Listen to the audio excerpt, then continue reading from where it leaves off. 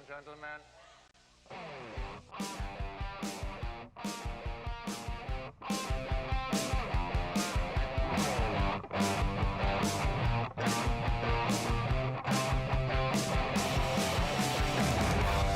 Good morning, SEN Live. What's up? It's Monday morning. Wake up, wake up, wake up. We are here with a new episode of SEN Live on this Monday morning to talk about all the madness that is going on in the world of entertainment, the Golden Globes. We got a bunch of stories about flyboys in the air during World War II. Some guy named Marshall Thurber directing a new film. We got so much to talk about, but of course, we've also got the return of somebody who a lot of you enjoyed last night as he got mushy on his crossover event with the World Girls and the Blurs in the Hood. But let's get to introducing everybody who is joining us today. I am the Outlaw John Roca, sitting in for my brother Christian Harloff over there, 1/3 of the World Girls, and she holds 1/3 of my heart as well. Steph Sabra!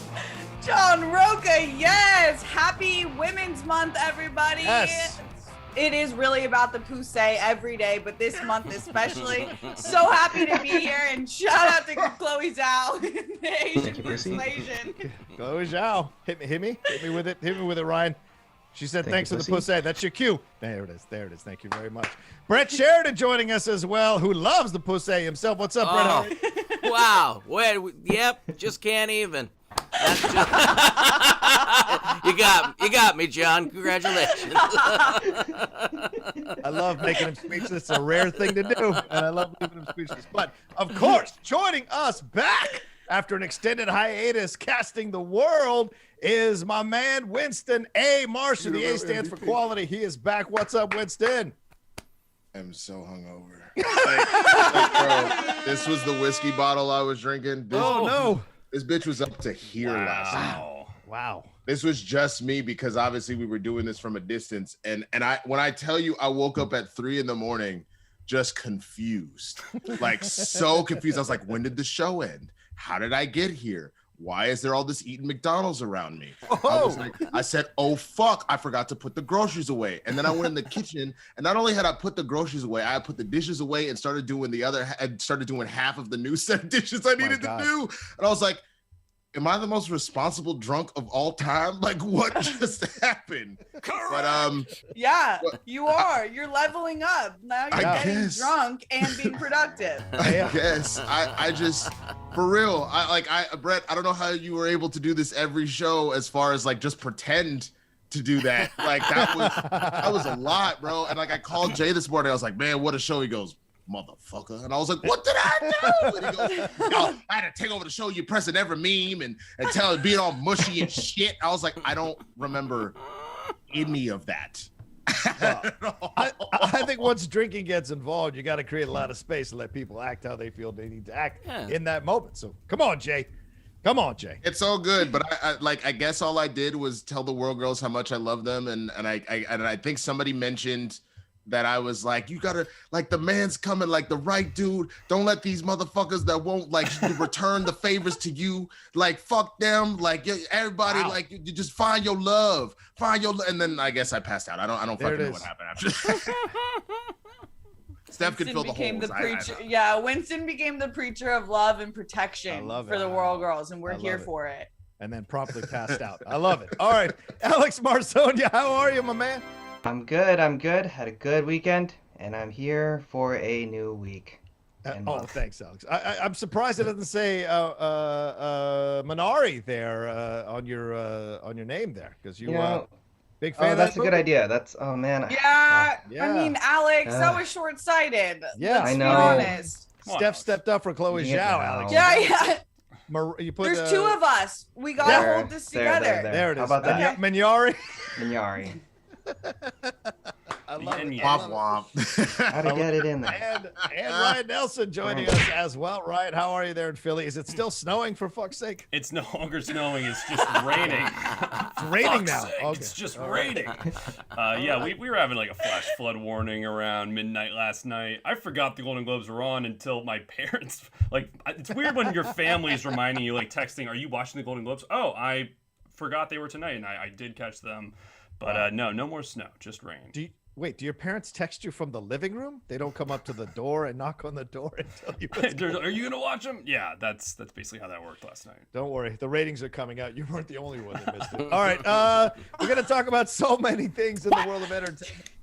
Or get into all of it, but you all know it's the Streamlabs, the Superchats, and the Schmoebots that keep us coming back every single day. You know the goal is to hit that 500 mark, but look, we hit over 1,000, I think 1,100, almost 1,200 on Friday. So we'd love to start off the week at an even higher note if we can. We got this great crew of people. Please show them love. And of course, we've got some great Schmoedown stuff happening this week as well. Alex has all the information on that. We'll talk about it in just a little bit, but all the things you do to donate and support and help the show, those all go into every show we do here on the SEN network. So please show your love, show your love.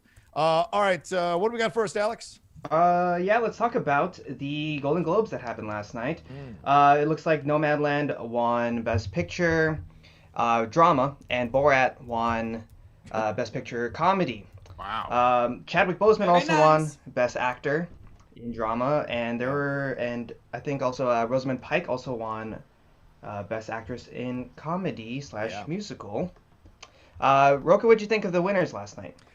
I like the winners, but I know with all the controversy ahead of time, I don't know if those were actually going to be the winners. So I wonder how much of that was involved here. Of course, they were deserving. Chadwick Boseman, very much deserving for winning his award for Ma Rainey's Black Bottom. But, you know, the Hollywood Foreign Press can't ignore it. Got completely called out for not having any black voters in their voting assembly or voting group there for a lot of these pictures that were ignored. People talked about a number of black-led movies or black-made movies that were ignored here for nominations. Tina Fey, Amy Poehler starting off that way. That being said, I know there's a lot of pushback or anger on some of the wins, but overall, surprisingly enough, I think it's a very eclectic and a varied group of winners here that I'm happy about for sure overall. And I wonder how much of this really leads to the Oscar campaign, considering all the drama and controversy around this. What'd you think there, Steph? Yeah, I agree with you. I was surprised because I loved a lot, if not all, of the winners. And I thought the winners, you know, Daniel Kaluuya and Sacha Baron Cohen, Chloe Zhao, John Boyega, these are Minari. These are all things I was really, really rooting for. And like these people gave their soul into their performances. And there was a lot of highlights. Like I think Sacha Baron Cohen by far had the best speech. He was so funny and smart, and then brought up such good points. And then also Isla Fisher is one of the best people ever and the best hype woman wife, surely. And I thought Rosamund Pike's speech was really funny and interesting too. That kind of surprised me. And I loved how she said, in my movie, I had to swim up. Maniac donated $20. Hey SEN crew. Loved the two-part swirls / blurs crossover last night. Winston, my man, you were so wasted. I especially loved the part when you stripped till you were butt naked dancing on the table, then the world girls were raining 20s. Where the fuck is the money then? Yeah, Where the fuck is the money? we collected the money after we threw it because we're like that. That's whack. Sorry, we had to collect. Yeah, we wanted to give the show, but we're like, oh shit, we actually need that money. But when Rosamund Pike said, in my movie, I had to swim up from a sinking car, and I would still rather do that than be in a room with Rudy Giuliani. Maria, I salute your brilliance and your bravery. To me, Maria Bakalova is such an exceptional comedian star that's rising, and what she did in that film I think is understated. And I think that Borat should have gotten all of the comedy awards. A lot of people were surprised that it outed Hamilton, but it's like, Hamilton's a Broadway play. This was actually a comedy movie where he got shot at twice, had to do all of this stuff just for democracy and justice. But overall, I thought the speeches were a really powerful reminder of, even though there's a lot of issues with these award systems, they're important to fix, because you have these honest and wonderful filmmakers that are trying to make stuff that matters. And so that should be done right. So and we're not trying to get political. It's just actually what happened. So it's a fair thing to bring up and have a conversation about, for sure. I agree. I don't think anybody has a claim against Borat except maybe Palm Springs in that category. Prom was no good.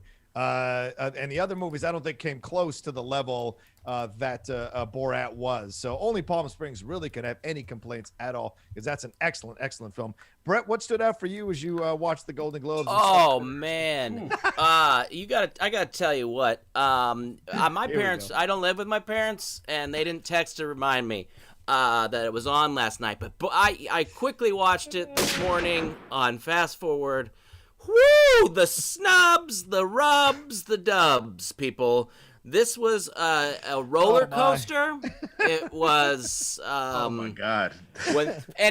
Everything from Borat, which you mentioned, and then the other movies you're going to tell me about. It was I quickly browsed over some of it. As you would know, I haven't seen a lot of these films, so my picks were the only thing that I saw this year, and Borat was one of them, but I actually did think that Palm Springs was better. I didn't find Borat that funny. A lot of the stuff, I mean, it was controversial, but in terms of comedic wise, I felt like there was more of the it didn't feel as like the candid camera kind of stuff for the whole film, which I really enjoyed in the first one, that really felt like he was messing with people the whole time. So wasn't a big fan of this Borat, but I also thought that it was actually, there was too much diversity in the whole show. That blew that joke. Let's see. No. Hasn't the Snubs, rubs, and dubs. It's like my new mantra.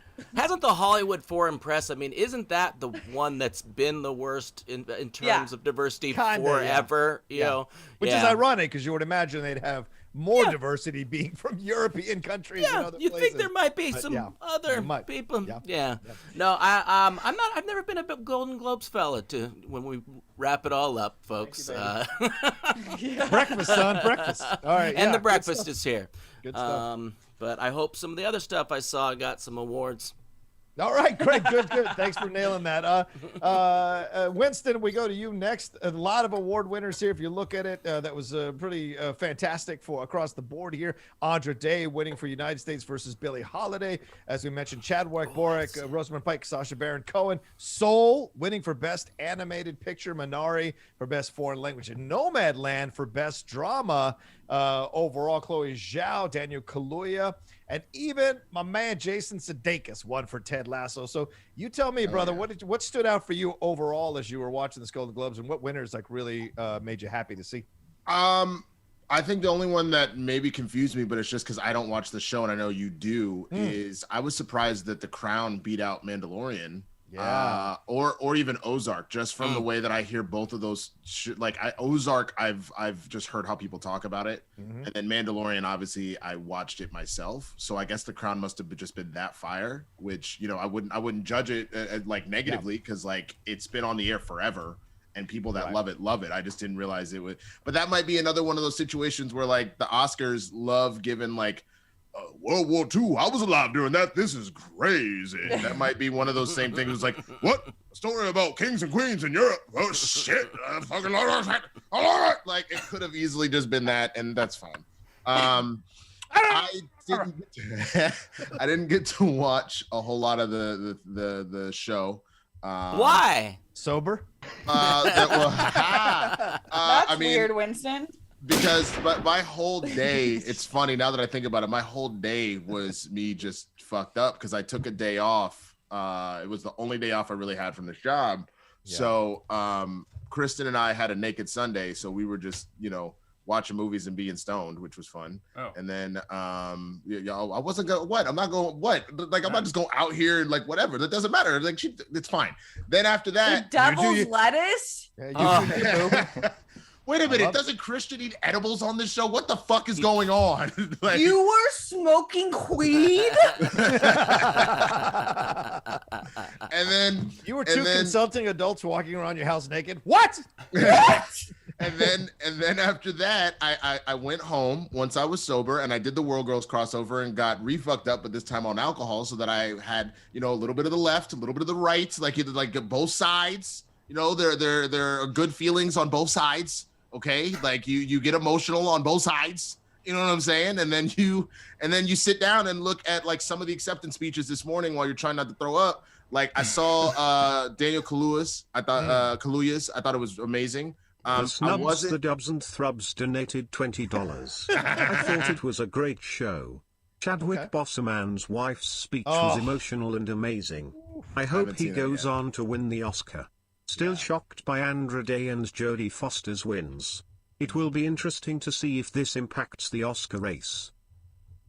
Yeah. It will be interesting to see that for sure. And I'm actually excited to vote in my first SAG Awards too, which is part of what was interesting about watching this or like seeing these winners, just because where I sort of agree and disagree. Like I love me some Schitt's Creek. Yeah.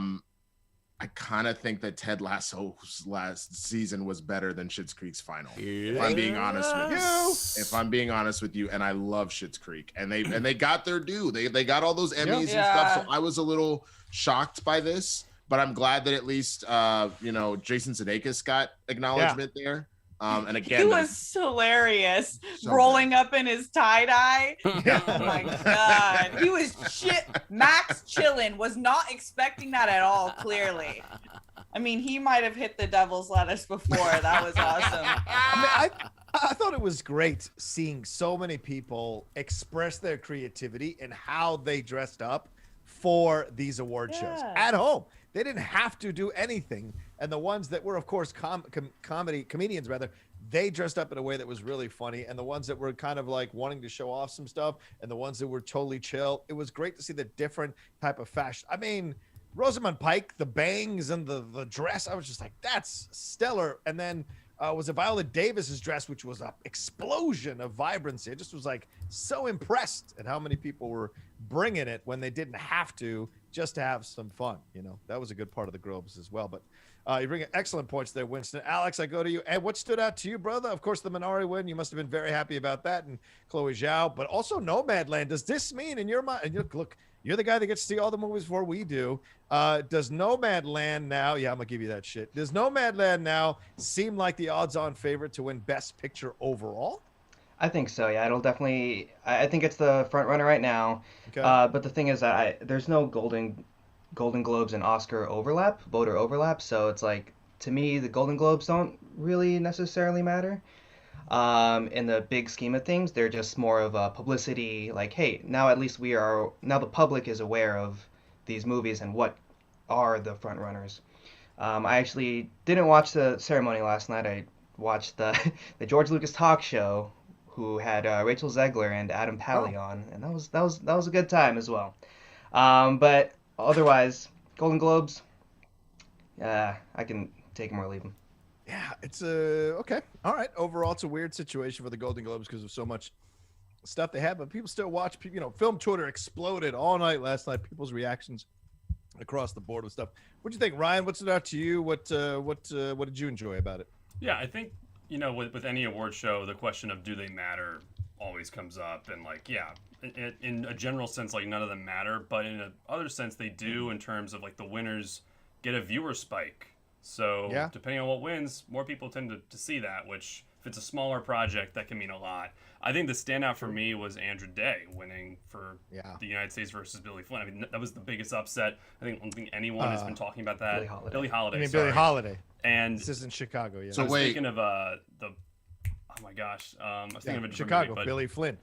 Yeah, but that was a huge standout to me because now I'm going to watch that movie. I had no interest before. So is this what Netflix was trying to do? They were trying to buy people to watch Emily in Paris. Is that essentially what was going on? 100%. Yeah. Because I don't get it. I don't get it. A marketing play. But this has happened in the past too. I know Newsroom, Jeff Daniels won Best Actor for that season 2, and that got them season 3. So sometimes this stuff does matter, even though I really don't put any cadence into the Golden Globes. But I love Jane Fonda's speech. I thought that was incredible. What a mashup, too. That was phenomenal. Jodie Foster's win. She just looks like the most comfortable human being on earth, by the way. Just has everything figured out. And the Chadwick Boseman speech brought me to tears. I mean, his wife. Oh, my gosh. That was, man. It was incredible, yeah. Tina Fey pointed that out as what you were talking about earlier, Ryan. Talking about the Emily in Paris. Those were the jokes right at the bat. So they were going at people. back and forth. So it's a very interesting. There were some mixed reviews for it overall, but you know, it's award season, so we're going to get that, and the Oscars are right around the corner.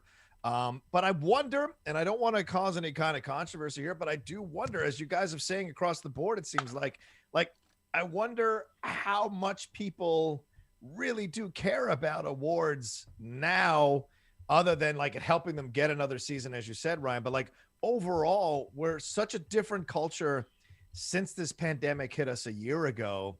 And so many people are worried about, like, you know, I would just want to go back to a theater. I just want not to catch this thing. I don't want someone I know to pass from it. Like, do people really care? What do you think, Steph? Do people really put a lot of investment in awards anyway? It seems like the audiences have been dwindling every year. So do you think, are we coming to the tail end of this being important at all? I think they're important, but they need to change. Everything else in the industry has progressed and changed and moved forward in a different way. Awards haven't. Their platform is the same. Their structure is the same. The way that they vote is the same, and it shows. And a lot of people aren't interested in it anymore because it's frankly boring. And also, in addition to that, I think a lot of the people being nominated now realize that there are so many films, movies, TV, anything that aren't being recognized. So although it's like probably one of the greatest achievements and honors of their life, you know, they're not like, we're aware now of how much is out there and how much doesn't get noticed by the foreign press because they don't look at a lot of different works being made. So I think they need to change, or else, they'll die out. What do you think, Winston? Steph hit the nail on the head, man. I think that like, again, to me, I think one of the big surprises too. I mentioned The Crown, and again, I'm sure it's mad good. I just forgot. I didn't watch it for personal reasons. But what about what everyone was talking about with Lovecraft Country? Right. You know what I'm saying? Yeah. Like, so glad you brought that up, Winston. Like, if you're not like, I'm glad they got nominated, but like, I'm surprised. I'm genuinely surprised that Mandalorian or Lovecraft Country did not take that. It just very interesting to see that play out. So yes, if they don't evolve, I think the other thing too is people were already feeling like it was like elitist and hoity-toity at this point. And honestly, like these award shows at this point, even the ESPYs, like all of this stuff is more for these like rich and famous people to give themselves pats on the back, and for the newer people in it. So like, you know, if any of us are blessed to make it to that spot one day, it's like, you know, something we've been looking forward to since we were whatever. Right. But other than that, like, you know what I'm saying? Like it's purely, it's an ego stroke.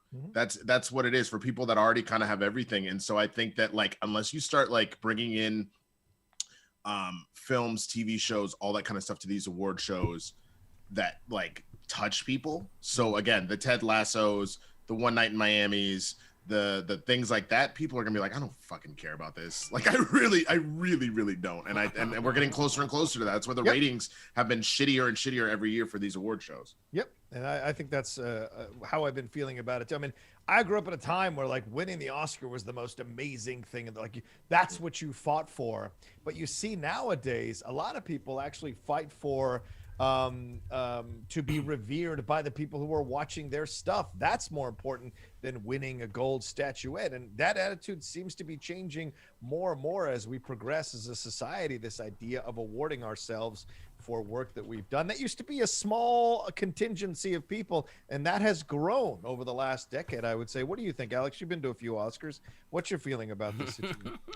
No, yeah, you're right. It's all social media talk. That's what's more important now. And awards, like, I still hold them in high regard just because I love the kind of the reverence it has to old Hollywood, and just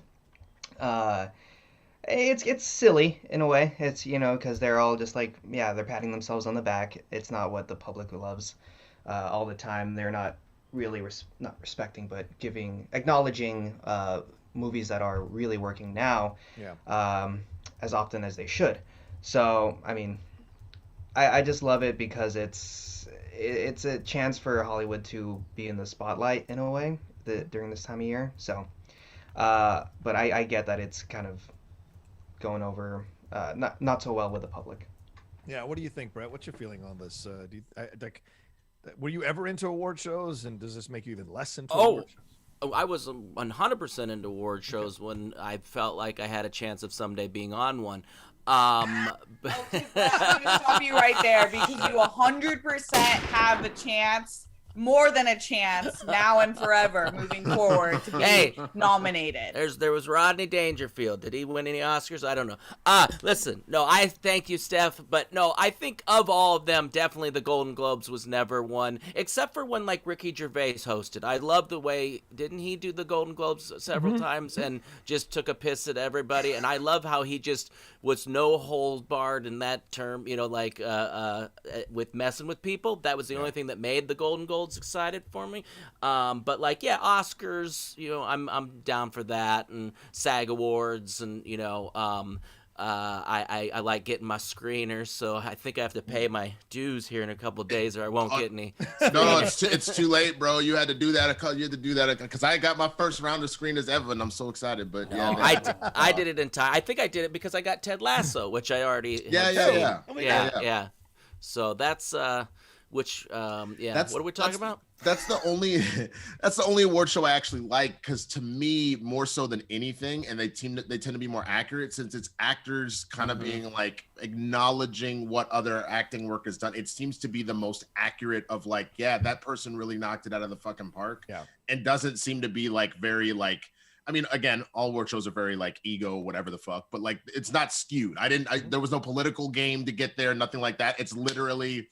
Yeah, I think we all agree Bob Odenkirk like fucking killed it this year. Like, yep, I think we're all on the same page here. Regina King, you know, fucking did her thing. Like, you know what I mean? Like that's I'm so glad Regina King is being recognized for like the multi-dimensional talented creator and actress and human that she is, though. Like, thank God she was at least nominated, and now that we're understanding what she is capable of. Yeah, absolutely. Great point, Steph. One thing I do want to bring up before we wrap up, and you know, you asked me to host the show, I'm going to host the show. I'm going to say the things I say. You guys know that.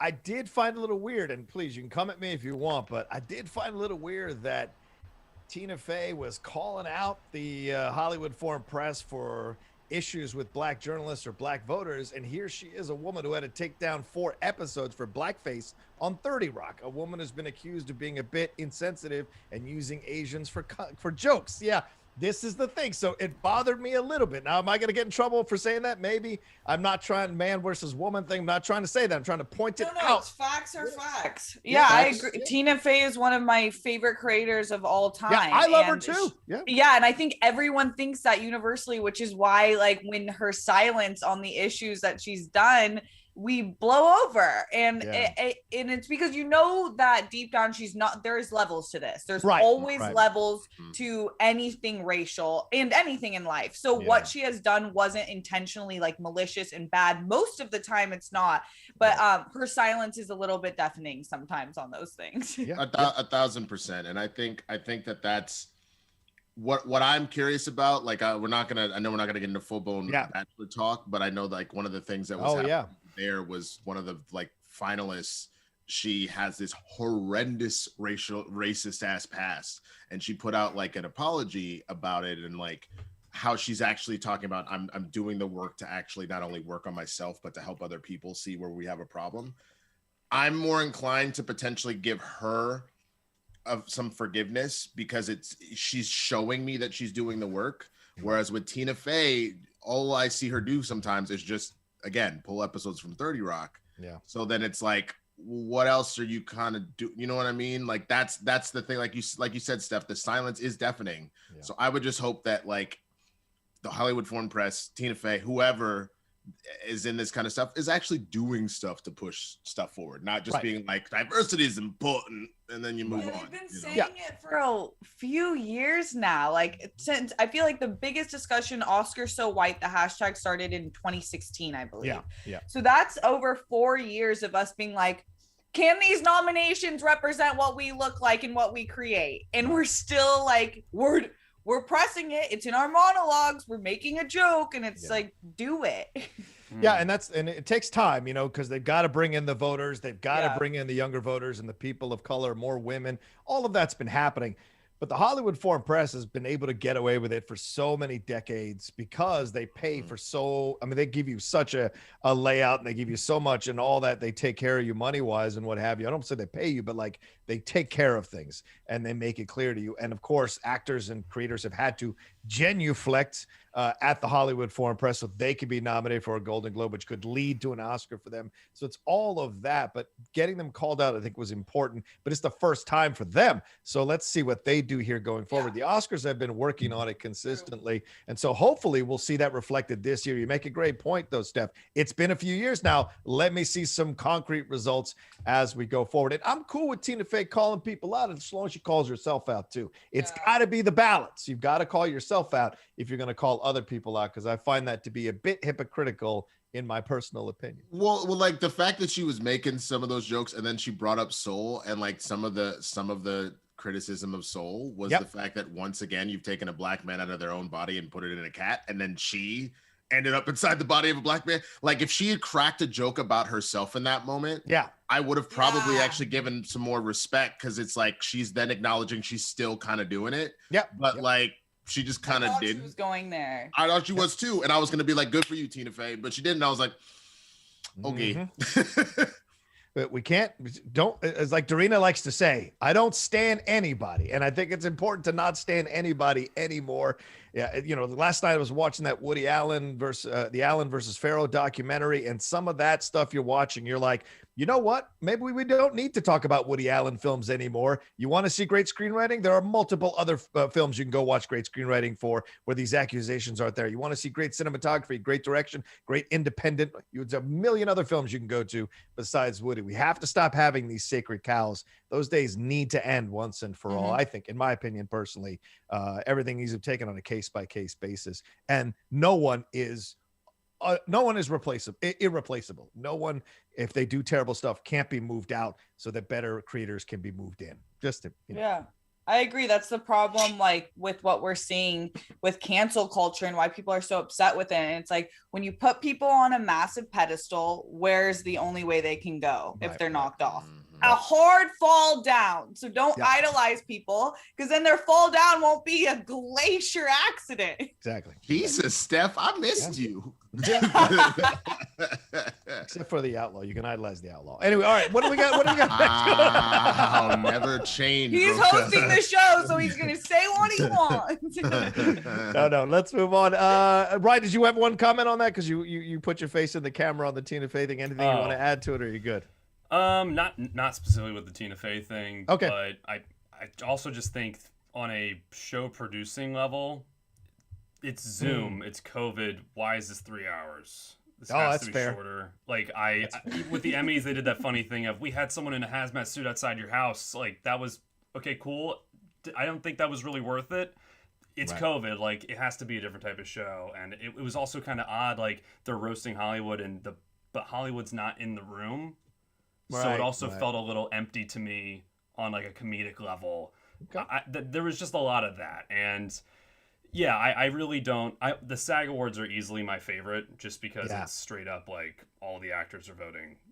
Everyone in the guild's voting. And that's your thing. It's the biggest pool, whereas all these other award shows kind of have this issue that it's decades in the making and it's not going to be able to get fixed in the span of 1 year. So that's kind of the last point I had there. Okay. All right. Well, there you go. Let us know what you thought. We haven't heard any Streamlabs Superchats Schmoedown. Hey, turn it on. Yeah, turn it on there, right? Maybe you've been enthralled with our conversation and listening to our points, which we appreciate. But now start sending in some of your thoughts and your comments and your questions as well with the Streamlabs Super Chat Schmoebots. We're at barely $75, ladies and gentlemen. Ooh. So we'd like to get to 500 by the end of the show. So please send stuff in. Certainly have more fun topics to talk about as we go along. But first, Brett, I tried to watch something last night and I couldn't get my VPN my VPN from another place to work. What should I do? Well, that's not fair at all. That's not fair at all, John. And you know what else isn't fair? That Netflix hides these shows from you based on where your location is. The nerve of them to do this. And then they just go and raise the prices on you like that? It's just ridiculous. Well, what are you going to do? Cancel your subscription in protest?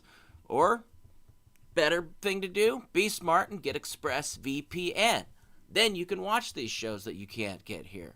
ExpressVPN lets you watch shows on different platforms in other countries with a simple click of a button. Use ExpressVPN and you can log into Netflix in Japan and in Europe and British places. That's Europe too. You know, I'm a little off the cuff on that one. That one worked well. But listen, 90 countries, and I can name all of them, but I don't have time, John. I just wanted to name the one and the kind of one right now that I just did. So if you want to watch something, which I know what happens a lot of times here with the ExpressVPN, we fire up the BBC iPlayer because we want to watch anything that is a period piece that we can't get here. When Outlander comes out early and my wife can't see it, all hell breaks out loose.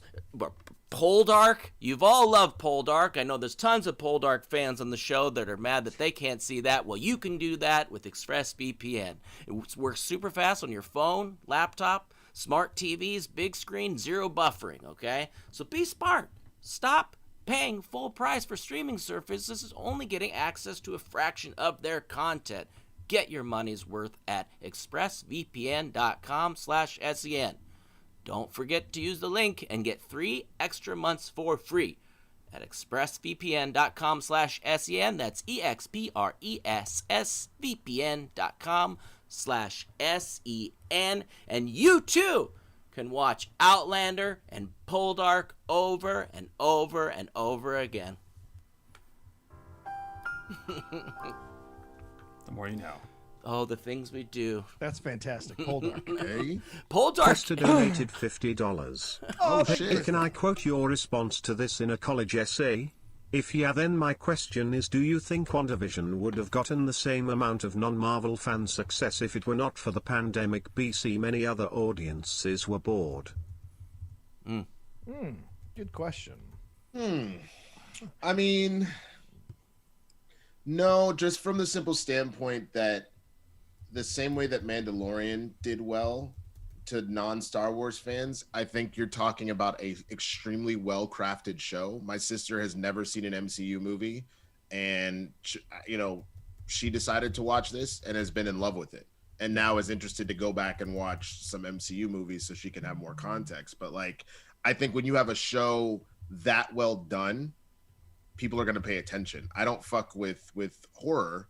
And I know Stranger Things isn't really horror, but like I watched that show because it was a good show. You know what I mean? Yeah. So I think good shows will most of the time, especially on a major platform, will get their due regardless.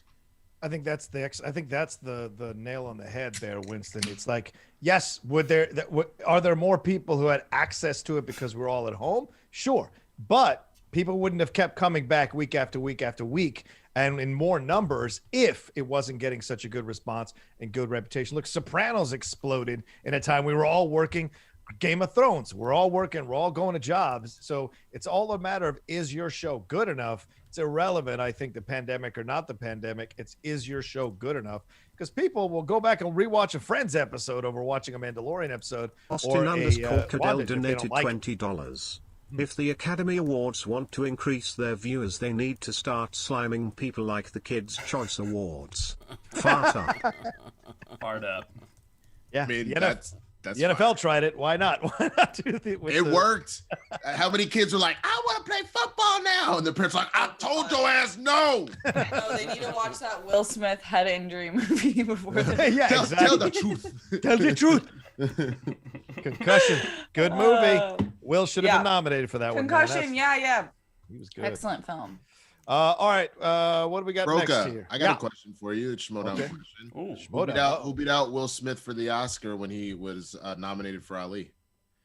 Ooh, what year was that? Tell me what year that was. I can't. 2001. 2001. Was that Russell Crowe for Beautiful Mind?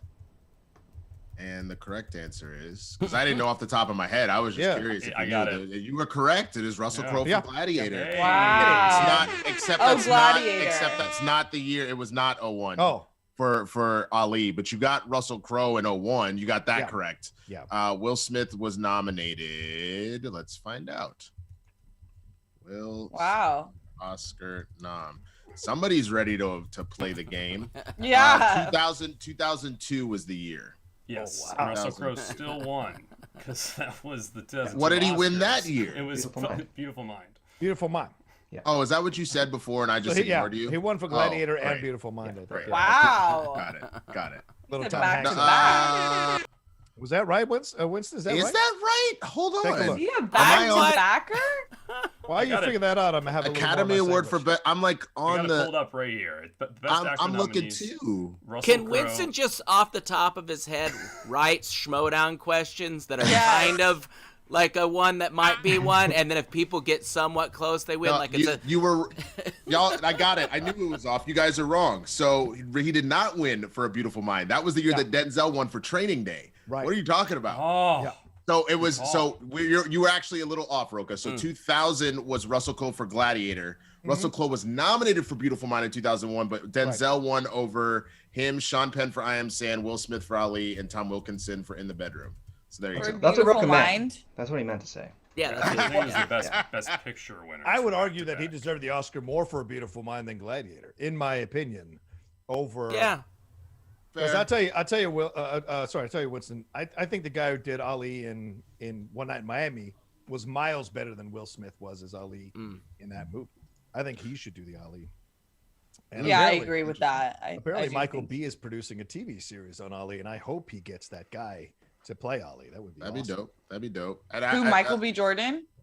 You He's said? producing. He's making business moves. I love to see that. He's like on camera, behind the camera. That's sick. For when it got with one of the premier like Black Hollywood families, like up here with Miss Donna Miss Lori Harvey. Harvey. Yeah, Oh you know what I'm man, saying? 10 out of 10. Making moves, bro. Making 10s moves. across the board. That is a hot couple. You think Steve gave him the thumbs up because he was like, I see you can grow a nice mustache there, young man. Like, Yes. Coming up next on the Family Feud, Michael B. All right, Michael B. Jordan hosting Family Feud would be amazing. Creed 1 versus Creed 2. Let's do Oh it. my god, Aisha Kenya had said, and I came here for movie experts, LOL. Aisha, keep it down. Oh man. All right. What's our next story here, Alex? As we Well, go- I was just wondering, Roka, how was your breakfast? What'd you have? You have a little sandy there? Little Sandy. It's a little meat, little ham, little eggs. All thank you to Starbucks. Why? What's up? You I making was just wondering. It looked delicious. I was just wondering the taste level for you, rating wise. Give me a rating on your sandwich. I would say 7 out of 10. I hope you pivot from this. If... Yeah. Yeah, speaking of sandwiches, Steven boy. Spielberg and Tom Hanks are continuing the Band of Brothers and the Pacific World War II series with Masters of the Air on Apple TV+. Austin Butler and Callum Turner have been cast as leads, with Cary Fukunaga directing a few episodes. Roka, are you excited for a new World War II series from Spielberg and Hanks? I'm excited to whoop your butt next time I see you. I tell you that, Alex. We're having a little sandwich. Ah, I love that name, Fukunaga. I say Fukunaga, motherfucker. That's what straight I wanna up. No, Japanese that. last James names hit Lavario hard. donated Right? $20. Thank you, James. My biggest takeaway from the Globes was my boy Trent Reznor winning again. This latest episode of WandaVision was probably my least favorite since the first 2 episodes. Okay. Felt like it was all stuff we knew already with a little bit extra to tie it together. Yep, there were some people who didn't like this episode, who were vocally loud about not liking this episode on social media. It kind of surprised me a little bit, but yeah, I get it. Some people don't like the "This Is Your Life" episode of a series, so maybe they felt. But for the people who are coming in, as you were mentioning earlier, Winston, like some people who maybe haven't seen any of the MCU movies coming into WandaVision, like my girlfriend's never seen any of the MCU movies till recently, and she's been enjoying WandaVision. This trip through time was a great thing for her to catch up on the big points. Yeah. For But Wanda. but like the thing that confuses me with people that hated it so much is like, if you were brand new to this, you got all of the information, and if you've been in here since game 1 or read the comics, we got a lot of questions answered. Like, I'm not going to spoil it. Like, we already talked about it on the Inner Geekdom show Fridays at 9 a.m. Please check that out and go watch last one. It's time. so good. It's the best cover. And Roka's actually. I've watched both. Both of y'all do a fantastic job. Thank you. Yeah. Thank you. God. But you know, we're getting to the origins of her powers. Like we thought we knew what we thought we knew, and we don't. You know what I'm saying? I'm surprised that people were genuinely not excited about that content, because to me, that was amazing. Yeah. Like that literally gave us the playbook of what we're dealing with, and I think that's so important. But yeah, whatever. Character development is my thing more so than anything. Like me too. I like live off of that. Yeah. Did you think Agatha's development was good? Right. Here we go. Here he comes. I'm just saying. I don't. I mean, you say you like development. I'm just curious, like if that opening 5 minutes was so the opening scene was just like an Eagles fan. I know. No, but honestly, the whole series, like even if every episode was horrible, the line, "What is grief but not love persevering," is worth the entire show. Straight up, 1,000%. The entire show. Listen, I want to address that. I want to address that line. It is a gorgeous fucking line. But I saw some people on Twitter with followings trying to be the cool hipster person in the room and bashing people for liking that line or going overboard for that line. Listen here, motherfucker. Who? Send me the address. Whether you're male, let me finish. Whether you're male or female, you motherfuckers, I don't care. You come up with this bullshit. It drives me nuts. We have been suffering for a year in this country over so many things. And if we find something that helps us with our grief, helps us process our sadness or our grief or go through something, fuck you, sit back and let us have it. Well, you don't have fuck to. You in the I don't want to see you in your black box theater one act going off about the fact that we like this because you want to be cool and sleep with the girl with the beanie on. I want you to sit the fuck back and let us have something. And you can be snarky next year, you motherfuckers. All right, that's it. Or don't be snarky ever. That's another one. Well, go ahead and do you, boo-boo, Roka. I missed you, Roka. You just no, Roka out the gates is my favorite type of Roka. Like that. Fuck you. Nice to meet you. That's the King Roka. What? Like my last time hosting the show, I imagine. But who did this? Like I don't understand. That was a beautiful fucking line. I don't want to call these people out, but they really pissed me off. I think you should, because it hit your chest so hard because we've all been going through so much and everyone could collectively feel it. So if you feel like dragging that in that moment, bruh, also especially that to me, what that moment spoke to, like you just said, Roka, an entire fucking year. $30. I cried start to finish from that episode. I don't care what anyone says. It felt like it was made for me. I'd cow. Some people weren't as touched. What were you saying, Winston? I was just saying, like, again, the last year we have all dealt, like you said, Roka, in some form of grief, whether it be economical, whether we've lost loved ones, whether we've been fighting Corona ourselves. I know many of people that have gotten it and they survived, but like they can't breathe normal anymore. You know what I'm saying? Like all the shit we've been through, that was like a really cathartic, like, when someone says the exact right thing, like it's going to be okay, and then you just let it out. That's what that moment was. So anybody that was like shitting on that, look, I hope you're the happiest. How was your sandwich? Yes, some flaggers as well. I think this is great. I don't know about you all, but I loved the Band of Brothers. I thought the other one that was set in Japan wasn't as strong, but still a good watch. The fact that they're going in the air for this gets me excited. I think this will be fun. And if they cast the right people around it, I think it'll be enjoyable. That being said, though, I mean, let's be honest.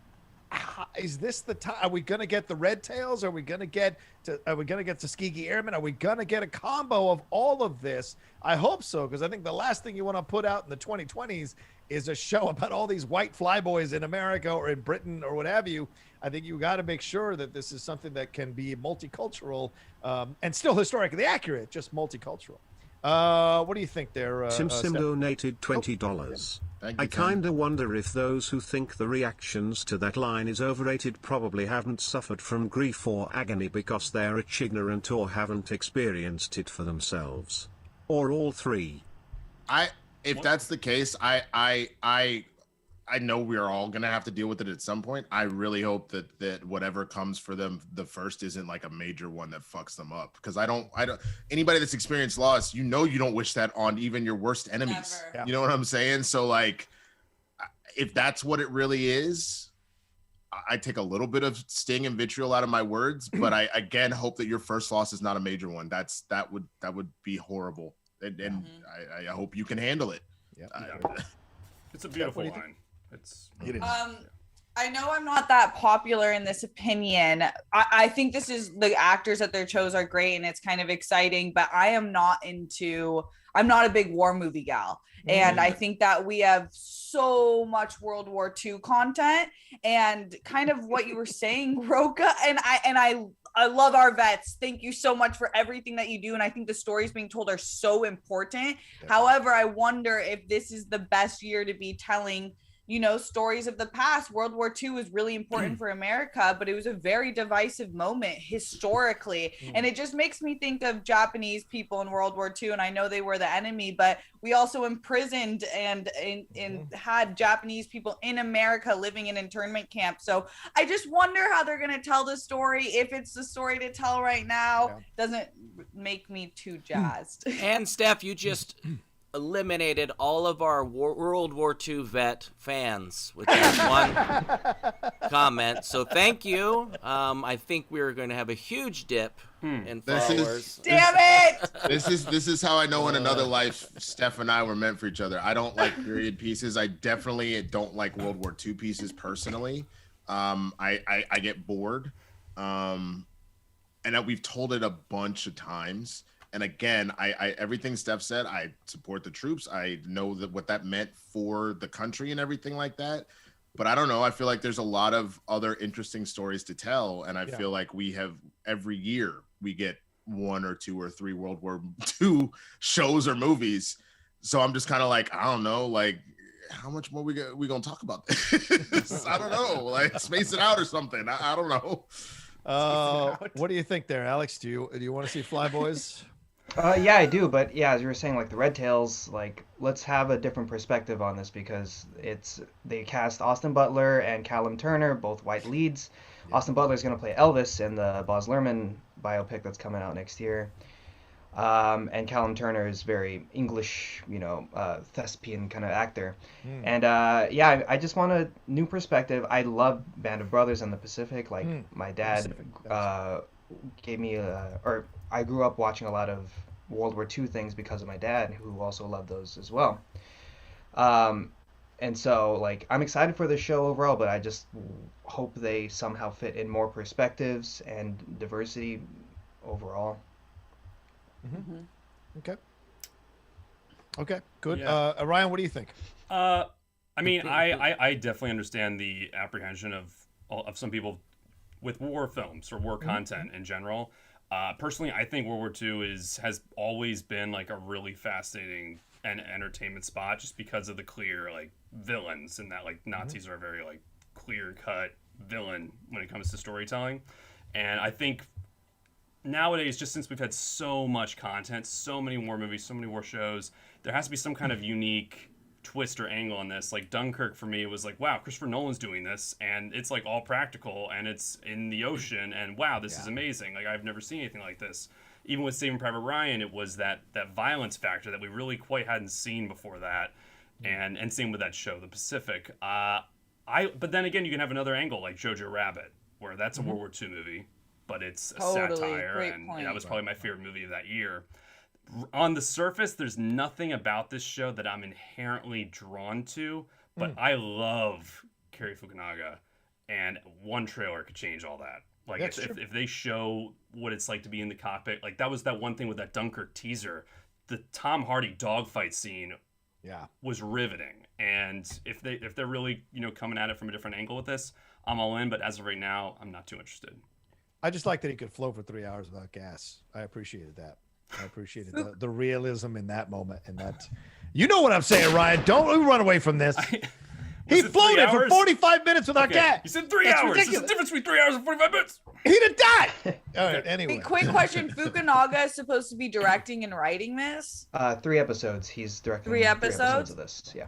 Interesting. I mean, wow, what does that even mean? Only 3. Okay. Fukunaga. Interesting. No, I just think like not that all Japanese filmmakers have to make Japanese stories. It's just World War II is not the best moment for Japanese Americans. Oh, why? True. No, sorry. Oh my God, Sorry. Ryan! I'm sorry. What am I doing? Oh my God. Woo! Oh my God. Masters of Ryan being on blacked air. out in hatred. Yeah. No, he's like, I can only hold my whiteness back so long. All right, anyway, what's our Jesus! Is this Oh, what I'm missing for a few weeks? Do I need to just No. go back to work? Is it 45 minutes or 3 hours? Okay. Well, Winston, without you here, I haven't been able to say the N-word at all. It's like we know I get a free pass when you're here, right? I mean, no, Oh, wow. still no. You get- Oh, you okay. get- I'm you done. There's one per show done. when I'm here, right? So that there's no balance. I get it. never specified who could say it. That's true. Yeah. Every time I say that, Winston's like, no. You know, like, I'm like, no, Brett, no. Hey, hey, but you guys gonna say it?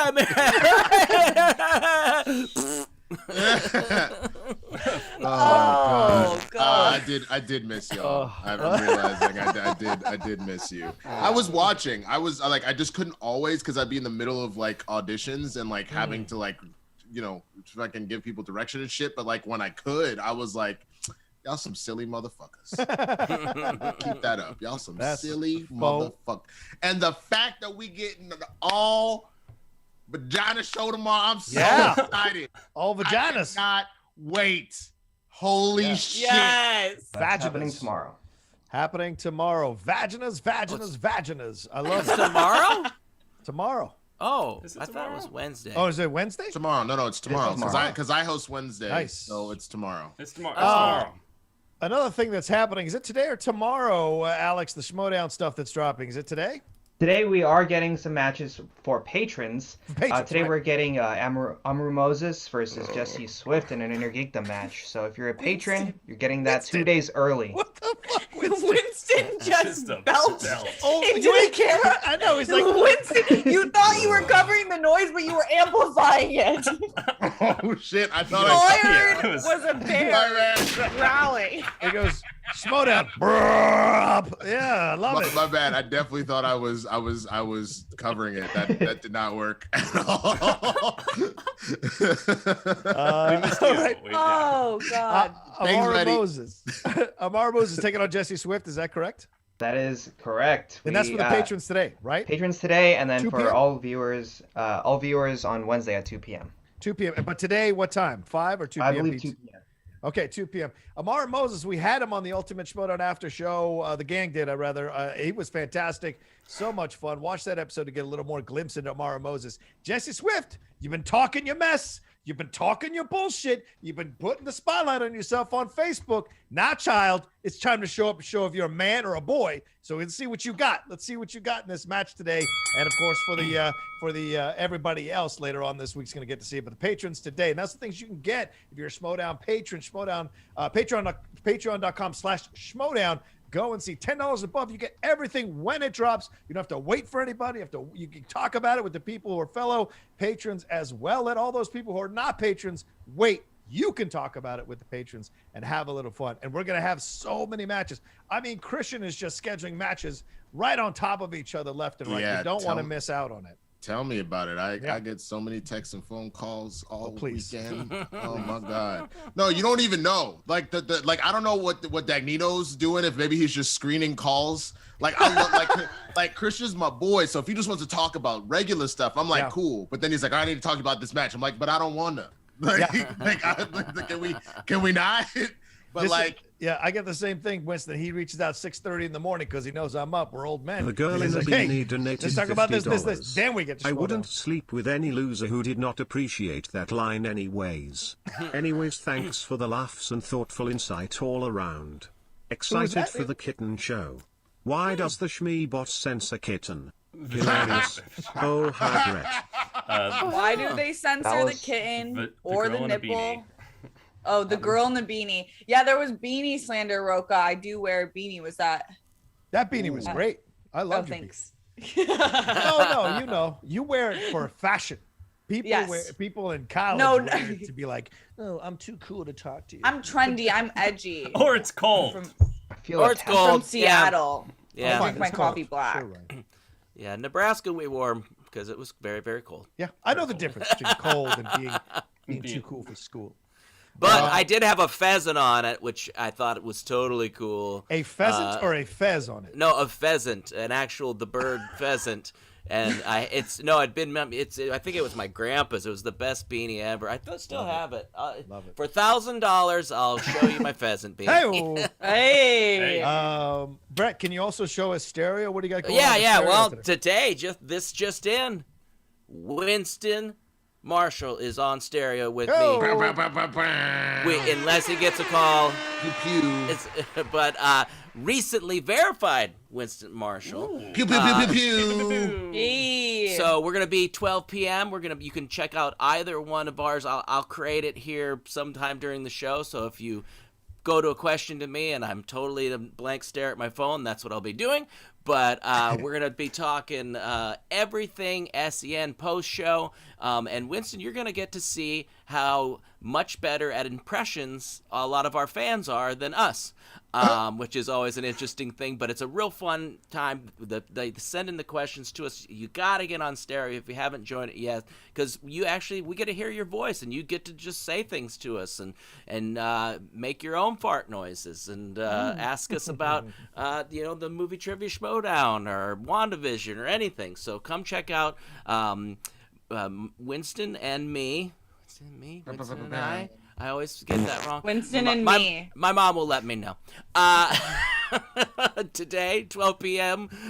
PT. So it would be www.stereo.com/Brett Sheridan is where I'm going to set it up. And are you Winston K. Marshall on there, or are you just Winston Marshall? It's A. Sorry. A. I thought you were making a joke. I was like, what does the K stand for? Oh my God. Oh, Winston, come on. Wait. Was that bad? What is what? Wait.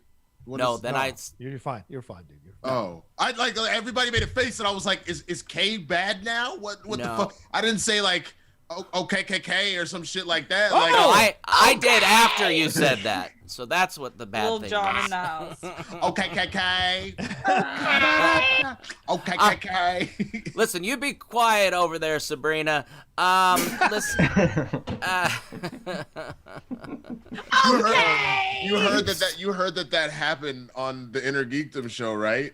Did you do that too? No, not the Inner Geekdom show. On we did an Inner Geekdom after show on stereo, and someone called Sabrina Steph, and she was like, "What?" And then we're the like person, so completely different. well, they immediately apologized, like, "No, I'm watching SEN at the same time, and then Steph's on there, and I'm lost. I'm sorry." And it was like, "No, it's fine." It was just kind of funny because I was like, "What?" Like, they don't look alike at all. Shout out Sabrina. Yep. Yeah. Shout out to Sabrina. K is for Karen. Oh, all right. Yes. Winston, Karen, Marshall. But so they can find you, Winston. Is it just Winston? It's the same thing. The swaggy blurred again. So that's right. It's neither of those. So it's not your wrong middle initial name. It's not your actual name. And so it's the swaggy blurred because just like the Roca says, you like to keep things consistent. This was the first time ever I could get my own name, so that's why I went with that. Nice. I get it. I should have. My name was available when I started Twitter back 100 years ago, when it was just written down pieces of paper that you would send people in the mail. And I didn't get it because I thought it'd be funny to be the character that I was on the Guild, and now I'm stuck with Mr. Wiggly for the rest of my life. Because some dude has Brett Sheridan, and I don't think he'd sell it to me. I don't think he posts that much. How does that work? Brett _Sheridan? You must be able to do that. Oh, I hate underscores, man. Okay, all right. Oh, don't get me started on underscores. Hashtag Golden Globes 2 underscored. Oh, brother. All I know is Brett has more vitriol for underscores than I think that Roca does for beanies, and yes. I and Steph do for World War II movies, and Ryan does for good football teams, and good football teams. Yeah. I think it comes from when we actually had to type in email addresses. You know, when you couldn't they didn't pop up automatically. I hated the underscore ones. Oh, brother. All right. Let's get off this. I know we're not supposed to get political. Yeah. Alex, Please dig me out of this underscore hole I'm in right now. Yeah, listen, hot take. Let's go. We're at almost $300. Come on, we got to get $200 more to get to that quota of 500. Please send in your donations. Streamlabs Superchats, Schmoedown. Ask us anything you want. You've got a great panel of people. We're entertaining you now so far for over an hour. So come, send in your stuff, make us laugh, ask us questions. We love it. You're going to get great diverse points of views on your question. Send in your Streamlabs Superchats and Schmoebots. We got about 50 minutes left in the show. Please do that. All right, Alex, what do we got? All right, let's get political. We have impressions left on Friday, Friday that we promised to carry over. Shit. Okay. The first one was Elmo. Mm-hmm. What are your thoughts on the new Superman project that's coming out? Oh boy. Winston, do you know that we might get a black Superman before I set this up? No, I did hear about this. You're pretty sure what Elmo's gonna think about this? Just let you know. Oh shit! Elmo back. Actually, God made one race, and it's white, and that's the only race that a Superman should be. He made two genders, male and female, and in one race that is right, and then a lot of people just got really tan, and then they call themselves different things. So I don't know how you could have a black Superman. Oh God. And Elmo is just going to break down and start crying. No. What makes me feel a little better about shit with Brett too is I could see his soul dying when he has to do things like that. So it's not like he's like look at it. He's like, and there's only one race, the best race. Yeah, that's what like Majority Taylor Green, I think, hiding inside of Elmo. Yeah. Only two genders. Oh, I don't It's just great uncles from Thanksgiving pasts that live in. Oh Jesus! it's great grandparents and Oh my whatnot God. in Nebraska. Yeah, they're. I don't know if you know this. Not a very diverse place I grew up in. All right, now. Getting better, I think, but still not so True. diverse. What's our next one, Alex? The next one we had is Watto as Brad Pitt, Chris Walken as Morgan Freeman, and Roland as John Doe doing the What's in the Box scene. What's in the box? Come on. Oh, become vengeance, David. Do it. Become vengeance. You know Shadow it's in the Dragon box. Productions donated $20. Shadow. Hi guys, just wanted to tell guys thanks for making me laugh. You guys have helped so much. You keep doing what you do. Hi Brett, you the man. Oh, we lost everybody. What's else. in the box? I don't know. Can you see there's something peeking out of there? It smells a little bad. Just open it up. What's in the Roland, box? don't listen. Stop what you're doing. Just leave it alone. You don't want to see what's in the box. It's going to be devastating. No. I know it's in the box. I put it in the box. And I want Watto to become vengeance. Watto! No. Become vengeance, Watto! No, man. No. Little Annie's head, Watto! It's little Annie's head! Little Now take Annie's me head. Take me now. Little Gwenny's head. No, I was confused no. at which character was who. Spoilers. Spoiler alert! Jesus Christ, man. Nice. All right. What's the next one, Alex? Where'd you go? Those were all the impressions we had. But I think Ryan does owe us a review. Oh my God. Oh, yes, of Superman and Lois. Watch it. You I did owe watch us a it. review. We hit 750 on Friday, so you had to watch it, Ryan. I almost forgot. Did he not want to? No. I watched it right after the show on Friday. Good. Why did you not want to? Because he hates I it. just didn't have He any. hates it. No, hates there's CW. a false narrative circling the internet that I don't like Superman. I just didn't have any interest in the CW show, but I like Superman otherwise. And I checked it out. I was really blown away by the budget. I thought I was shocked how good it looked. I was shocked how good it looked. Yeah. I think it's really well produced, just compared to, because I've seen some episodes of Arrow, I've seen some of The Flash, and this looked solid. Like even the scene where he goes up into space and they kind of recreate the whole like Brandon Routh Superman Returns going Spoiler around. alert! What the fuck? You haven't seen it yet? Oh, okay. No. All right, try to be Spoiler that non-spoiler, Superman Ryan. flies? Someone said Ryan General Superman Zod Nielsen. All right, I'll vaguely talk about it here on out. I don't give a shit. I don't give a He flies. Lois is there, believe it or not. Lois is in the show. What You're not gonna fuck, believe Ryan? it, man. Oh, it's crazy. And they're like, they like each other. No. What the fuck? They get together, bro. They get together, and it's just like, you know, it's the classic dynamic. I really was shocked at how good this looked. I always thought Superman could not work on a like a network show just because of the budget. Like, how can you do this character nowadays in modern times, like, and have it convincingly look good? And we're at a point where, yeah, they can do that. So I definitely think that even for people who are worried, like, or there's only gonna be one iteration, we have constant iterations of Superman live action, and they can do it on TV now. So I'm blown away by how good it looked. I wasn't thrilled with the story. I'm just not a great, like, network, you know, station TV type guy. Like, You don't like that he has teenage kids? One of the kids has social anxiety disorder. You don't like that they're making it realistic like that? The challenge of being parents? You're fucking with me, right? No, that's the truth. That's the story. Is that I'm not. Superman and Lois It's just Lane not really like it's just married not a and character have I've ever two adult found teenage kids. too interesting when he's the center of the story. Like, I actually admired how they used Superman in the new, like, DC universe, and how they're kind of using him. Like, Batman's the stone cold killer, and it takes Superman's death in those movies to maybe bring him back from that. And it's a hard character to adapt to the big screen, just with how powerful he is. Okay. All right. I 1,000% agree with you. I don't like. I've never been the biggest Superman fan because for me, he's not relatable. Is the problem? Is that because nothing can really hurt him. The stories that are the most interesting are like All-Star Superman, where now he's dealing with mortality, or a story where, like, I really like Injustice personally. I know a lot of people hate it because they're like, that's so anti the character, but to me, you took everything away from him. What's his breaking point? You know what I'm saying? Those are the things that are super interesting, and I think it does get a little tricky sometimes when you have someone that can't be hurt unless you're just like, oh well, here's kryptonite.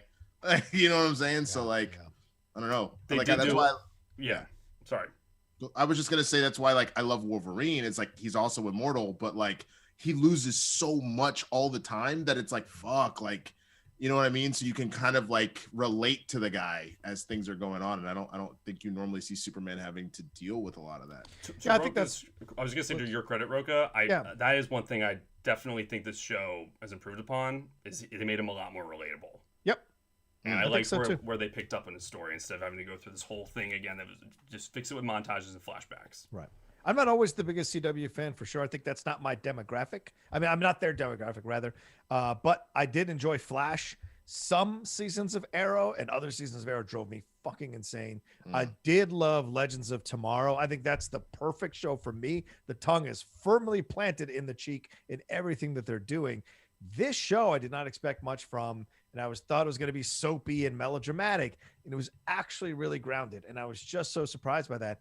And I hear All American is fucking good too, so I might give All American a shot, as I'm hearing a lot of good things about that. And that Taye Diggs is in that, so I definitely want to see if that's any good. So yeah, so maybe CW is kind of turning that corner, and they're spending more money. Sorry, Winston, they're spending more money on their content, so it looks as good because everyone's spending money on streaming content now. That could be the reason why, Ryan. Sorry, Winston, what were you saying? No, I just All American. The way it's been described to me is like Bojack's donated $20.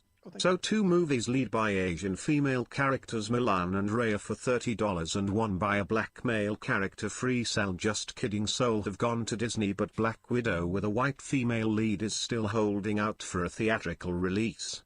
Coincidence?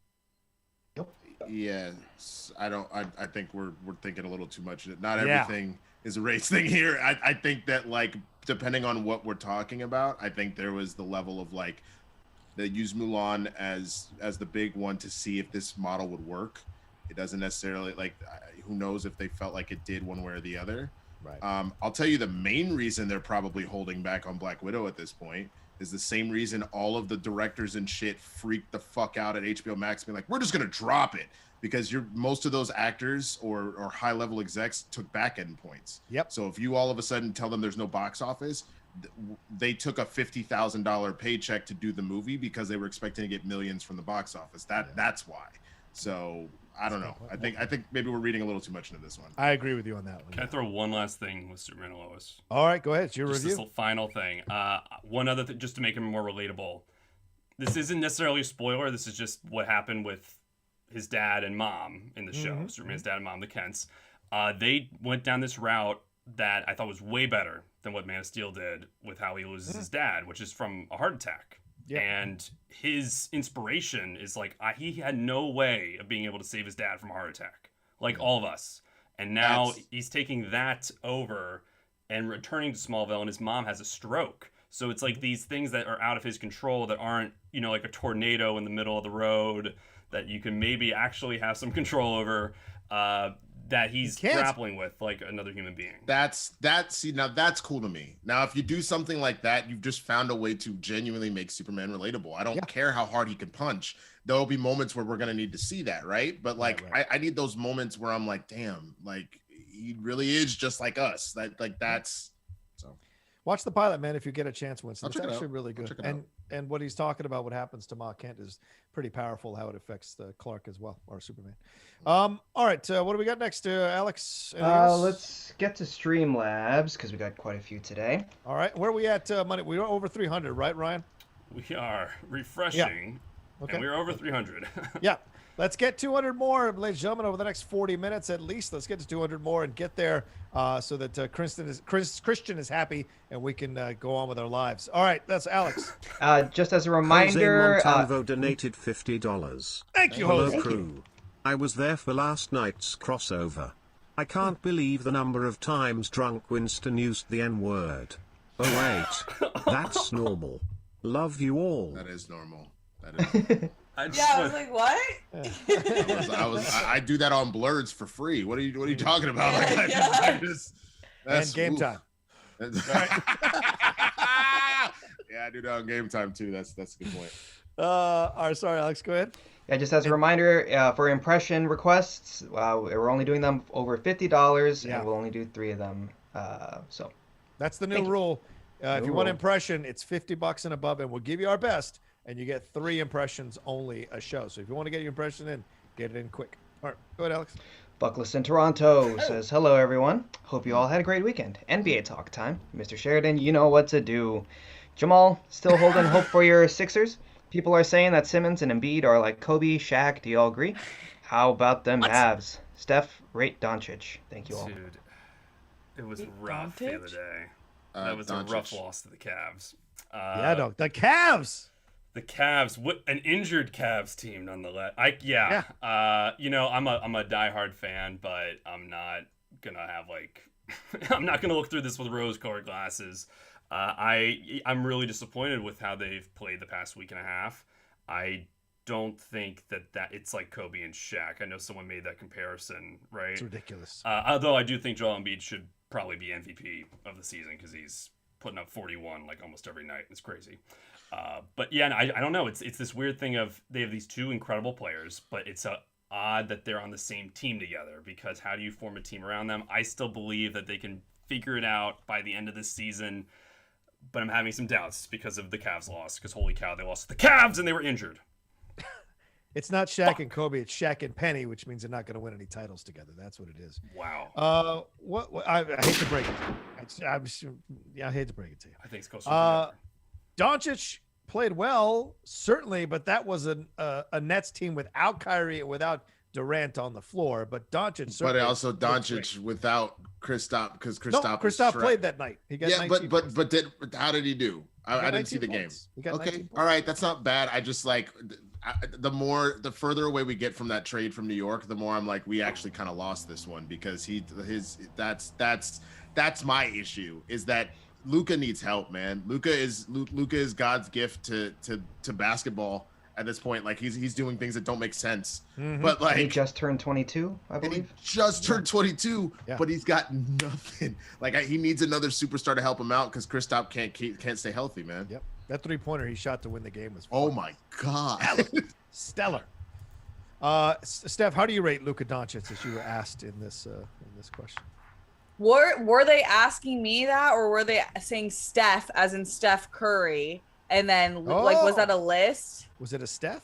situation? No, I mean, if we want to talk about the great Stephs here, I'm right up there with Steph Curry. So thank you for acknowledging that. Chef Steph with the pot boy. Respect. I'm not gonna front. I don't know this player, so I'm not gonna sit here and act like I do. Who is it? Luka Doncic. He's the star of the Mavericks. We caught him as a rookie 2 years ago now. Yeah. 2 years. And he's European. Oh, Luka Guarani. yes, he's good. Yeah, I've seen him play. I'm not familiar with his name. He's good. Yeah. I don't know how he. All right. Shall we? Dare I say it? Steph's kiss. All right. Yeah. What's the next? That's the next thing, Alex. Senator Failed Orgasm says, damn, WandaVision has been great. I hope Scorsese checks this out. Maybe he'll like some of the old sitcom stuff. He's always about character. Well, this is your show, Marty. The fact that we haven't gotten an action scene and we're almost done, and most of us are loving it, says a lot about Marvel's abilities. Ben Affleck is right when he said that Bucker, Feige, always knows what his audience wants. I hope Scorsese sees this with his daughter. LOL. Thoughts? Thanks, y'all. Let's cut a promo for Scorsese real quick on why to watch WandaVision. What can he say at this point? Like if he's talking, these are all spectacle and amusement park rides. Literally, they're exactly right. There's been virtually no action in this. Yeah, it has been just the mystery, the character development, the world building. That's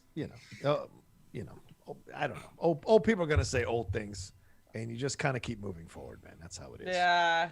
It's just like a lesson to never be that person. Yeah. I think it's the older you get, you have to keep reminding yourself that if you talk shit about the new inventions and new ways of doing life, you're going to be left behind, and people are going to be left looking back at you laughing like, you old fool. You missed the ride. Not only did you miss the ride, you dragged the ride, which is not cool.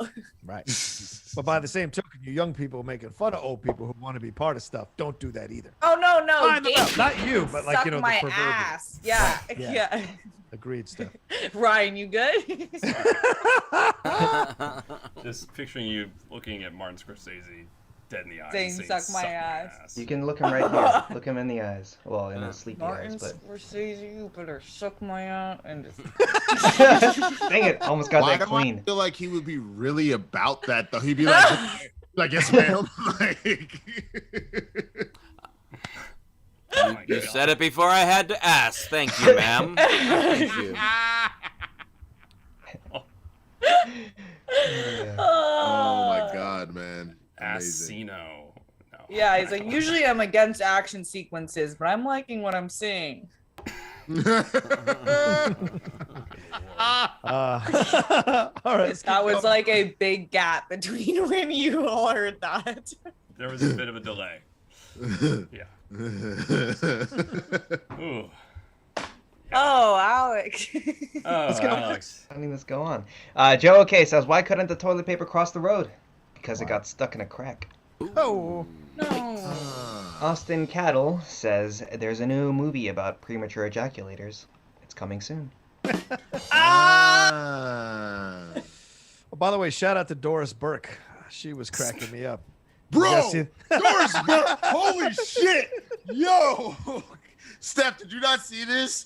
Doris Burke was when she was doing a commentary. I don't remember which game it was. I love Doris. But Doris hold on, she essentially she was like, yo, and that's the thing. When you come, you gotta come hard. Like you gotta go hard. And it's about when. It's not only about when you come; it's how hard you come. And it's like, Doris, no, Doris, no. Yeah. You gotta come hard or don't come at all. I mean, with sports, you're towing a fine line. Almost everything you say, you gotta penetrate the hole. Like everything is sexual in sports. It's all about the D. It's all about the D. Look at that ball handle. She said, it's just she said, it's not when you come, it's how hard you come. And she's talking about going to the rim. But it was to the rim. It's about hitting the rim. It's about hitting the rim. Hit that rim, man. Nothing net. This just breaking. A shout out to Edward, who always sends us stuff here for sports. Edward Harrell. JJ Watt announces that he's signing with the Arizona Cardinals. The Cardinals are giving Watt a 2-year, $31 million deal, including $23 million of it guaranteed. Jesus. Wow, which is more money he was making in Houston. So not only did he get out of the dumpster fire that is Houston, he also, which got free man. Welcome to the desert. Free my boy, bro. Like, Yeah, get him up out of there. Get him to Get Washington. Deshaun up out of there, bro. I saw that. Facts. Yeah, I saw that headline and I thought it said JJ Watto. Watto, do you have any thoughts on? Are you joining the NFL at some point? Alex, hold on. Alex, did you give $50? I didn't see you give $50, Alex. Come on. All right, Hey. Watto. 10 seconds. 10 seconds. I just think that, they couldn't handle these hands on wings. If I get out there on the field, I'd be catching them left and right. I would go to the Super Bowl sooner than the Cowboys. I haven't been there in 24 years. Oh, there it is. The shots are there. All right. Let's move on. What's the next thing, Alex? No more Inappropriate Gay Dude says, hey, happy Monday, y'all. Roka's looking packed, stacked, and jacked. That is giving me life. Please. Question for the panel. I'm an only child and have thought I have always missed out. What are the best and worst things about having a sibling? I think best things is that you have someone to talk to who understands what you're going through in the same house. I think the worst thing is they know exactly what button to push to send you off the edge. That's the worst thing about it. That checks out. That Right? 1,000% checks out. Yeah, it's having a. Well, I guess not everybody has a good relationship with their siblings, but for those of us that do, it's having a built-in best friend that also is someone you could kind of shit talk about your parents because you both had to deal with their shit. But then in the same breath, sometimes they get a little bit more love than you do, and you're like, I fucking hate you, bitches. Yeah. Like it kind of throttles between both a little bit. Yeah. I think one of the best parts, it's like the ultimate learning lesson of life. Like you basically have your own personal case study every day of how humans work and interact, and you can have the same upbringing and yet be so different, and you have to learn to live with their differences and understand them. And that usually, to me, like a lot of times you can see people who are really good at communicating and understanding each other and knowing that there's differences had siblings that really pressed their fucking buttons, and they had to learn how to deal with them because you live with them. And then I think the worst thing is, they're annoying. Oh my God, my siblings, I love them, but they are annoying. I'm like, bruh, stop talking to me for 5 seconds. And older brothers, oh my God, the amount of times I walked into my room, I said, you punched another hole through my wall, bro. Oh, like, really? What the fuck is wrong with your brothers? Why are they punching holes through walls? He was wilding when I was growing up. Wilding. Could've been Yeah, Brooke. like Jackass was my brother. Like, like the kids unhinged. Oh my Steph, God. it could have been worse because my cousin taught my little sister at the time. My little sister would have been like maybe 5 or 6, but they made Hoochie Barbie, where they would make her a thong and like they super glued it or they hot glued it to her or whatever else, and she went on Maury and shit. Like she was hella ghetto as fucking trash. It was amazing. So good. I have a brother too. No, sounded like an only child when you said that. Yeah. No, I think the best part is like what you guys just said is you have like a best friend, like a built-in blood best friend where like, especially in quarantine, I feel like with a lot of people, not everyone, of course, family's been there for a lot of people, and that's my brother's definitely been there for me, and I've been there for him. Fair. That's about it. But I again, I know some people that don't get along with their siblings, and that makes me sad. Like especially for people that wish they were closer with their siblings, and whether something bad blood happened or because that happens too. Like I've had a pretty substantial argument with my siblings before that like had me not talking to them for a while. I mean, hopefully it all comes back around, but it doesn't always. Just like Latinos are the worst, man, because we get into it. Like my dad and I didn't talk for a year and lived in the same house for a year, dog. We went through in the same house though. Oh yeah. Asians are like that too. Yeah. I didn't talk to my brother for like 4 years. Yeah. Holy shit. I had a massive fight with my brother in the early 90s. We haven't spoken since, and he still lives with me. But my sister and I are tight as fuck. But my brother and I just, it's just for whatever reason, man. But my brother is like a genius. He's fucking genius. And so it's just like he operates and sees the world in a completely different way. I respect him for that, but we just don't communicate. We can't. Is there any hope that one day you guys could ever bridge that gap? I don't think so. We tried, and I don't want to get too deep into it. My father tried to bring us back together while he was dying of cancer, and my brother refused to do it. So it was just like he's got his own perceptions of the world, and it was just a fight. It was not nobody threw hands or nothing. It was just some fight, and it just for whatever reason. So I think that's why I hold on to my male friends as strongly as I do, because they're almost like my brothers. And Lindley gets that. My girlfriend gets that. My ex never got it. She was like, "Those aren't your family." I'm like, "Nah, they really are, though. They really are." So yeah. Truly, I think chosen family is such an important thing, and you can choose your blood family, but you get to choose. The idea that you have to come out the womb of someone for them to be considered your family makes zero sense. When they say it takes a village, that was because literal villages were needed to raise families. It was never this 2-person parent household creating a family. It's whoever's around you and who you love the most and loves you the most. Yeah, great point. Jewelry donated $100. Thank you. Wanted to say thanks for bringing the laughs and making our lives better. Thank you. Wow. Judy, thank you. Please, you could have requested anything. So anything you want, Judy, if you want to send a follow-up thing, please do. But thank you very much. All right, that puts us about $20 away from the 500. So, someone toss in a 20. Come on. All right, Alex, what we got next? We says, in March, we'll name movies from the past decade. Share your initial thoughts or personal stories regarding said movie. It's All My Movies SEN edition. We know some discussions won't be great due to time or it won't resonate with the panel, but whatevs. First movie is 2010's Blue Valentine, starring Michelle Williams and Ryan Gosling. We think this movie propelled their careers to what they are today, but we came into this movie not knowing anything and left pretty sad. You always hurt the ones you love. Any thoughts on that movie? Didn't see it. Blue Valentine. Which, by the way, I meant to ask you, did the SEN Awards happen? Did I miss that one? Oh, yeah. Did they happen? No. They did not happen. They've not happened yet. Not yet. I, too, have not seen Blue Valentine. I've seen almost every Ryan Gosling movie. Brett, have you seen that? I don't remember. I'm gonna be You honest. remember. I feel you remember if you saw that. Yeah, I would crush your soul and make you never want to love again. Oh God! Then I'm Blue Valentine walked so Marriage Story could run. Like straight up is such a sad. Well, okay. So Marriage Story is worse. Marriage Story. No. I don't think Marriage Story is worse. I think they're both very sad. No, I don't mean like a bad movie. I mean like it. Marriage Story fucks with you worse than Blue Valentine. Sadder. What's sadder, Steph? What makes you cry more, Steph? Because if it's worse, Blue Valentine sadder. Then I'm not watching it. Because if it was the same or less, I would watch it. But if it's more than Marriage Story, I can't do that shit. I agree. I barely got through Marriage Story. Sometimes you need to cry though. That's the gift you have, Winston, because you're not competing anymore. You don't have to watch that movie. The rest of us have to put ourselves through that. You said I'm not competing anymore. You said you're a manager. What are you competing in? What are you competing in? Okay, so it's 2021. Who says in 2022 I'm not competing again? Oh, I just meant right now, which you're not competing anymore. But you can take offense. That's cool. Let's move on. What's the next thing? Alex?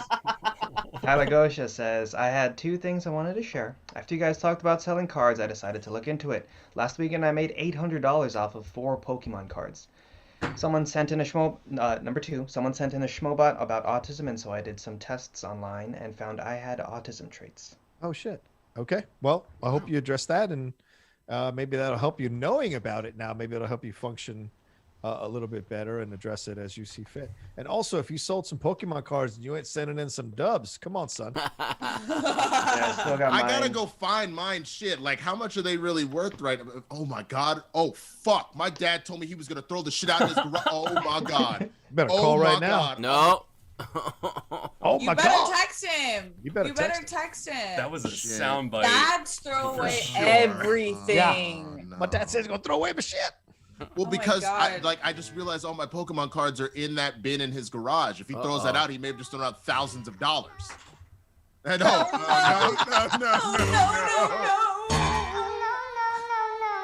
That was Winston. 2 seconds ago. I was that dude that had he had like $100 million in Bitcoin and couldn't remember his password. Yeah. He had left it. It was locked. Oh shit. Throw away your Pokemon cards, son. Throw them away. No, forgot your password. Well, I just text him. We'll see what happens. Okay. Oh wow. All right, let's move on. What do we got, Alex? Hitman Hudson says, I don't think you can responsibly talk about the Golden Globes without talking about the nomination of music. The film is dangerously ableist and from all accounts a terrible movie, even ignoring all of that, and yet it got nominated? Ridiculous. Oh, the Sia movie got nominated? It got, for music, Best Picture and Best Actress, Supporting Actress? Best comedy or musical. No, Kate Hudson got nominated. Yeah, she did, yeah. Yikes. Haven't All seen right, it, what's that? but I heard bad things Yeah, about it. what's Okay. next? Pussy O'Connell says, hey everyone, hey Lord Roca, you always the last $20 impression for SEN. The reenactment of Judery Seven. What's in donated the box? We did that. $20. Thank you, I don't Judery. need impressions, I just need you all to be y'all. What? You know what? Thank you. That's much Thank you, Pussy. appreciated. Yeah, that's very nice. Thank you, pussy. He just read one of his. And that guy came in. Yeah, let me finish this pussy comment. Okay. Pussy O'Connell. He says, what's in the box scene? Roland as Spacey, Watto as Pitt, Walken as Freeman. I guess I have to earn more money for y'all. No, we Thanks, did and it. Keep We eating did healthy it. pussies. I just had to finish reading it. Oh, so that okay, it okay. wouldn't be- Well, we found out what was in the box, and he got. Did you finish hard? No. Yeah. I finished hard. I came came strong. hard. and- Did you Strong. come hard? Okay. But it's not just about when you come; it's where you come. Right. And how hard. And come correct. Come correct. Yeah. How do you come incorrect? Correct. A lot of ways. Wait, what? I'm just kidding. What? Is Roka frozen or is he just disappointed in us? Did you see the Issa Rae episode where something was shot in her eye? Yes, I did. And That's how you come incorrect. But I also feel he gave her warning. I remember that episode. He was like, I'm about to come. And she was like, you about to what? And then it was like, but like that's but like I don't Some of the best Touch quotes. my eyes and lose yours. That's how it goes. Oh, you're talking about Insecure. Oh, my bad. Yeah, sorry, insecure. Thought you touch talking my about eyes and lose yours. Jose Ulloa donated $50. Hey, thank you, Great Jose. show Thank you. today. Question for those that have them. What is your most prized item in your room right now? Besides yourselves, because you all are gold. Ooh. This is my geisha from my obacha, my grandma, and she brought it back from Japan for me. So I keep it in my room. Has to be my PS5 right there. That is my most prized possession right now. Ooh. Yeah. I got a signed Brian Dawkins jersey hanging on the Ooh, wall right nice. there. So maybe I'll grab that. Is this person asking us to case our places to know what to steal? Yeah. Because that's kind of what this sounds Back like. left corner. Yeah. In that case, I have this jug of water, and water just gives me so much life. See, y'all dumb as hell. Y'all were like, my PS5. I beat 2 children for this, and now I have it. This geisha. It was stolen from like an old emperor, and it's It's now not that expensive. Like, The meaning was intrinsic. I'm like, my Listen, Batman. I have this rapper from the bar I ate when you guys were talking about sports, so that's what they're interested My in. Batman son. That's that. There you go. It's gonna steal away. My probiotics. Yes. Like, Mine are in the other room. I have my chess masters trophy from I think it was 3rd grade. So that's my. Oh, cool. I'm not good at chess. I don't know, man. Like real talk, my Roomba. I fucking love that little bit. I Oh, love that little motherfucker. It is the best. That's solid. I could have said diploma. Nah. no. Oh shit! I hope mine's okay. Yeah, that's not. Yeah, I good. don't know where mine is. It's in like a bin somewhere. I hope it's alright. Maybe It's your just dad's thrown it paper. out. What does it really mean? I should get it framed. That's not a bad idea. People do that, right? Yes. Yeah, they do. Might do that. Because I still have it in the little book thing they give you, the really nice one with like the Yeah. seal from the school. So. I thought that was a placeholder, and then they mail you the real one. No. Well, we had maybe recently, but they put our actual diplomas inside that thing. Oh. So interesting. Those pieces of paper cost like $250,000. Yeah. And then Yeah. no job. I was like, it cost that much to print. I was like, oh wait, there it is. There it is. Needed a minute. Hangover's leaving, but my brain function's not back. Just leaving. I found mine. I'm gonna tell you, these are worth their weight in gold. AMC movie tickets. Yeah. Baby. Oh, Someone's gonna come raid your house right now. Man. memories are priceless. Oh, make it rain on me, daddy. Oh. Yes. Oh. But there's so many date nights that didn't happen and never will. All right. That's the saddest thing I've heard That was all a day. bummer.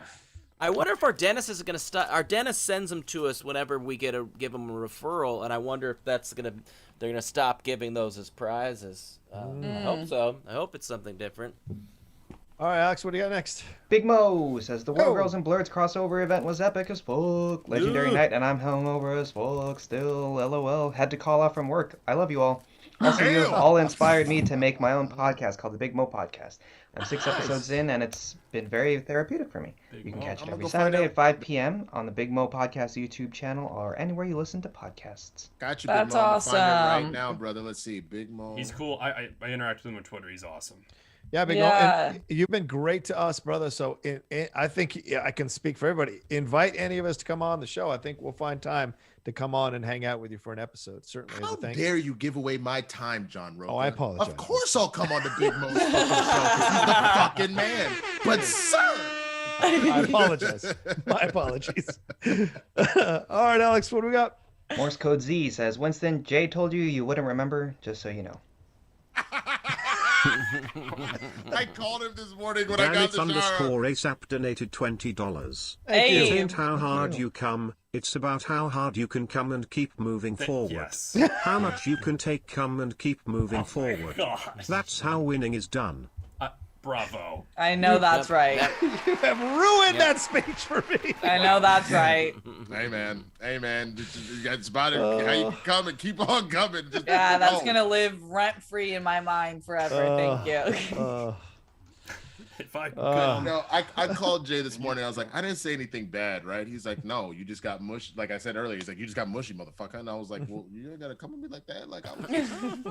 You're like, if I got mushy, it means I'm sensitive, bro. You know this. I was saying, like, I apparently love the girls. That's all I was talking about. I have a tendency to do that. Like with like my female friends, I'm like, if anybody ever hurt you, I'll kill that motherfucker. You call me. I got you. Okay, I'm your big brother. I'm your platonic boyfriend. Like I got your back. And like you fucking tell me, I kill that motherfucker.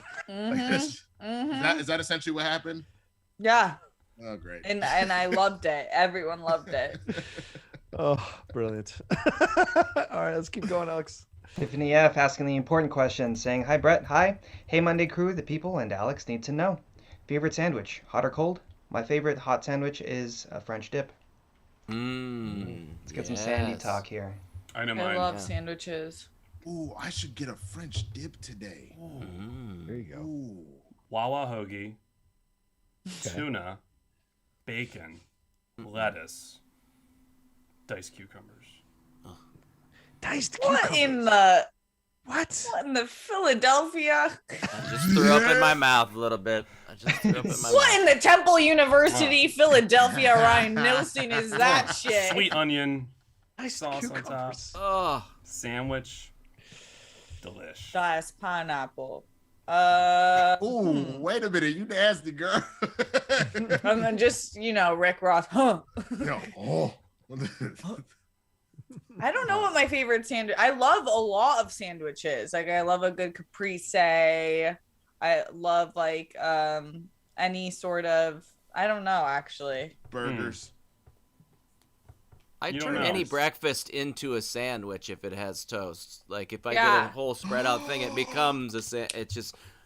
But I miss the deli dinger from Denny's. I don't think they have that one anymore. I have your answer. My favorite sandwich is the one I made yesterday for breakfast. We made waffle batter, and in one of them we put like syrup when we were cooking it in the waffle iron, and in the other one we put like cheese and chives and stuff. And so that each waffle now of each type made the sides of the bread, and then we had a fried egg with some bacon in between. I just, it's funny. Like I give a regular sandwich answer, and I get shit all over, and no one replies. Winston makes a with an actual McGriddle, sandwich. and You literally named 5 different types of meat, both surf and turf, Surf and then and put diced cucumbers in there. tuna and and bacon. That was it. Tuna and bacon. Oh my lettuce. gosh. A Cuban sandwich. There's Yeah, a place I get Cubano. Cuban. Oh man, any sandwich that has two types of pork, ham and pulled pork on it. Oh man, I'm gonna throw some bacon and make it a triple pork surprise sometime, and then see how that works out. But the nice Cuban that's pressed in the panini press. You said turkey. That reminds me of those Thanksgiving sandwiches. Those are fucking bomb. Oh my god, those are fire. I don't eat meat, but those I fantasize about. But they do such a good job of fake meat now. I had an Unreal Reuben sandwich from Mendocino Farms. That shit slaps. Like there's so many good types of sandwiches. Okay. Okay. I always default to Firehouse subs because those they're good. They're very good. When you get the hot ones like the hook and ladder with the turkey breast, Virginia honey ham, melted Monterey Jack with the mayo, the deli mustard, lettuce, tomato. I skip the onion, get that kosher dill pickle on the side. That is fucking excellent. And which does a surprisingly good. Yeah. Did you look up the Firehouse? I had to because I had to figure out which one's the right one. He's a VO artist. You really served that. Oh, I have to put some respect on San Diego's name because San Diego has underrated sandwiches. I haven't seen other places do this, but we give sweet and sour sauce. So it's like this like paprika, like olive oil, like type of bomb sauce that you put on every sandwich, and it makes it so much better. We got to bring that to LA. Fair. All right. Fair. Also, the turkey bacon and ranch is incredible. All right, next thing. What do we got? Next thing. Cunt Ding-a-ling says, Hey Roka, since you're the oldest in the crew, have you seen the film 1900 with a young De Niro? Yes. Have y'all had the experience where y'all are weirded out seeing an actor because of what they did on another film? Seeing De Niro's pee-pee getting stroked is not pleasant. I feel that way whenever I see Al Pacino making out with Diane Benora in Heat. I'm like, none of this feels accurate to me. None of this feels, I don't want to see Pacino in a love scene. I'm good. I'm really good. I feel that way about certain actors. What do you guys think? Just seeing them in other things, does it ruin them in certain things? Yeah. I could say that about them in real life. I have some trouble sometimes, like I can't rewatch House of Cards as much as I love that show, just because I can't separate Kevin Spacey kind of did it to himself in the sense that, like, beyond the allegations, he then decided to use Frank Underwood as like an allegory for his innocence, and I was like, this has just made this infinitely worse, bro. Like, you could have just shut the fuck up forever, and then maybe people would still watch the show. So I don't know. Anybody else chiming in on this one? I'm still taking in that there's a De Niro like penis stroking movie. Yeah. I'm like, wait, what? Don't need it. Maybe for as of late, Timothée Chalamet and Tom Holland, it's been kind of odd seeing them in like older roles. I don't think they're quite there yet. Like Cherry came out, and I started, and I was like, I'm just not buying it. Cherry was, I don't want to say anything. So maybe, that's all I'll say. Dude, I was an hour into Cherry, and I was like, oh, I'm not liking this at all. But Raya and the Last Dragon, cannot tell you how many, I can't tell you how great it is. It is so fucking good. You guys are going to love it. I watched it twice over the weekend. It was that good. Wow. It is so fucking joyful and vibrant and beautiful. And Kelly Marie Tran is incredible as the lead. Everybody, Daniel Day Kim, Gemma Chan. That's what I wanted, man. I wanted her to get a leading role to make up for all the bullshit she dealt with, because she's so talented and she didn't deserve any of that. So I'm glad to hear that this is hopefully the big jumping off point for her career. Yes. I remember she came in and replaced someone else. Sorry, go ahead, Steph. Sorry. I was saying that just her and John Boyega winning for Small Axe, and just like two people who got scorned by the Star Wars universe making moves. Love to see it. Also, an Asian story and Disney. I think it's so important. It's full on Asian story too, and it's the score. Whew, the score is stellar.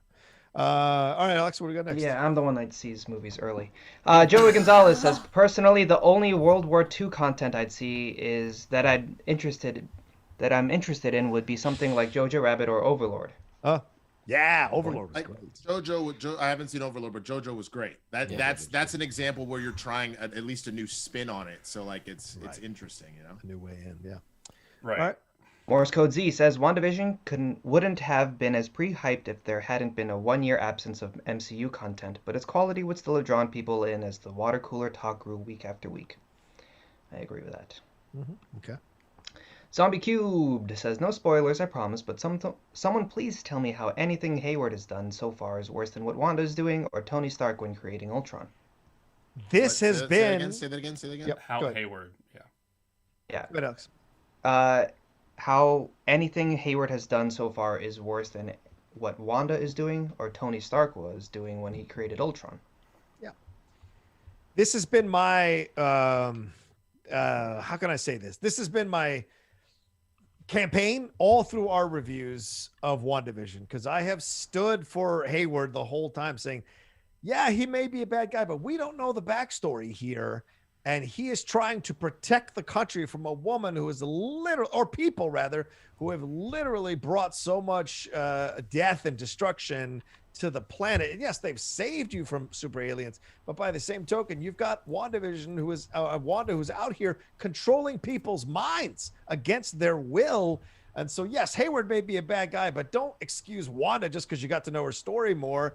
And some people even felt sympathy for Agatha after this last episode. So I'm like, where's the sympathy for Hayward? So I'd love them to do some background on Hayward. I'd like to see something more. I don't think it's a bad thing to try to protect the country or the world from these superpowered beings. I don't know. I got a couple counters for that. One of the main ones, without getting super far into spoiler territory.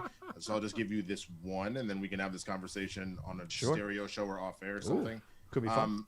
How about the doctored footage that we just got to see that he clearly made that BS up? So no. Yeah, he did. He's up to some BS. If he's breaking through red tape like that, he ain't up to no good, bro. Don't disagree. But then again, she's been doctoring the footage as well, coming out of the town, not letting people know that she's been mind controlling. Not on her, but that's the thing, not on a conscious level. She's running, her power's running unchecked subconsciously, which is what we got to see in this episode to explain what's going on. But like, she's not being like, and now John Roca, you are mine. Like, that's not, like, she's not Shang Tsunging you. She literally can't control herself right now. That's so. I don't know if that's a difference. I think there's a difference. Also, why do you bring like, hey, Monica Rambeau, come over here, and then like, oh, she does her thing, and you're like, what are you doing here? You're out. Like, why did you call her over if like she was gonna mess up stuff? Like, that's the whole reason. Like, you bring her, and then there's a review. There's a whole season review dying to come out of you, Ryan. There's a whole season review, like step by step, point by point, just dying to come out of you. I am loving it though. I'm really this final episode. If it's a final episode. Oh my gosh. There's still that Phantom 10th people keep saying might be coming. All right, go ahead, Alex. Hamstracked says, someone should let these awards shows know that we're living in the future and streaming is now a thing. Their ratings fall because no one watches cable anymore. Yeah, I mean, hey, that's probably right. Good point. There you go. Becoming Rock says, sorry if you covered this already. What's your take on the Black Superman stories going around? Oh, we all kind of talked about it. Covered that. Yeah, Elmo covered that. We all covered that on Friday, so check out Friday's show. Unless Winston, you want to say anything about this? You kind of did. No. About what? Black Superman. I mean, I think it's going to be super awesome. I'd love to see it, and I think the big thing for anybody that's complaining about it, remember, he's not human. He's an alien, which means he could literally be any ethnicity, period. That's just how that works. There's nothing about Superman being intrinsically white, on top of the fact that we've had a black Superman in the comics. So I'm fine with it. Do whatever. Like, yeah. And a Latino one. Yeah. Go ahead. Yeah. There you go. Ben Smith says hi. Jamin John says, in their prime, who is the better boxer, Floyd Mayweather Jr. or Mike Tyson? Tyson. Not even a question. Tyson actually hit people. Tyson claimed lives. like I understand that Floyd hasn't lost, like never lost, but like, you know what I'm saying? Like Tyson literally claimed, like he rewrote people's entire histories. Like you think Wanda's doing that with her powers? You would get punched so hard by Mike Tyson, you would think you're a fucking Avenger. Like, big, you know what facts. I'm saying? Like, like even like the exhibition fight that he was just in, bro can still punch your face in. Like, he's unbelievable athlete. Let me ask you a question. Who would you rather get punched by? And that should answer your question. Straight up. Floyd. I can take a Floyd 100%. punch. I would take a Mayweather punch. Actually, there's a joke there I'm not going to say. Hey-oh. Yeah, We true. got- Yeah. But Tyson punch is like when what's-her-face punched Hulk's body out, or Hulk's spirit out of his body in Endgame. Oh, yeah. Bam! That's a Tyson punch. Yeah. Got two more. One from Randy Orton saying, Roka, let's go scaling some mountains soon, brother. Let's go, Randy. Renetta W says, you guys and stuff are the best. I love this show. So funny. Can you wish me a happy 40th birthday today? The Motown version if you can. Another year blessed and healthy. Wishing you all well wishes. Thank God every day. 40. Happy birthday. birthday. Birthday, yo. Congratulations on Yeah. getting to 40. Yeah. Hell yeah. More life.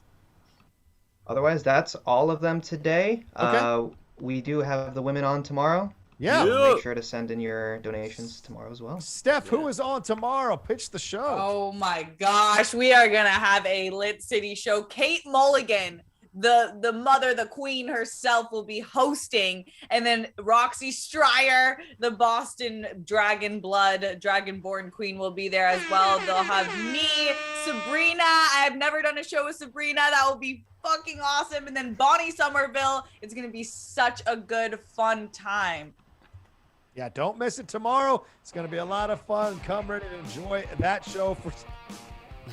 Come on! Better come on that show. Yeah. And tell him, Brett. Tell him, Brett. Come Brett. over to stereo right after this. I'm going to hit Winston up as soon as I go to the bathroom one more time, or I might do it on the show. Who knows? www.stereo.com/Brett Sheridan. There you go. Again, so much love. Thank you all so much for your super chats, your Streamlabs, and your Schmoebots today. We really appreciate it. Thanks for getting us over the 500. Thanks to the returning Winston A. Marshall. Thanks to Brett Sheridan. Thanks to the lovely Steph Sabra. Thanks to Alex Marzonia and Ryan Nelson. And again, thanks to all of you, and thanks to Kristen Harloff for letting me sit on in. Please don't forget, we got so much content here on the SEN Network. Schmoedown for the patrons. Match drop-in today at 2 p.m. If you want to come over and hang out with me on Game Time on my channel as well, with me, JT, and Jay Washington, talking all the sports, do that too. All right, take care of yourselves. It's Monday. Do something positive. Even if it's a little self-love, do something positive to get your world into a better place for yourself. Even baby steps count, ladies and gentlemen. Have a great Monday. Wear your mask. Practice social distancing. Come back 10 a.m. PT for all vagina.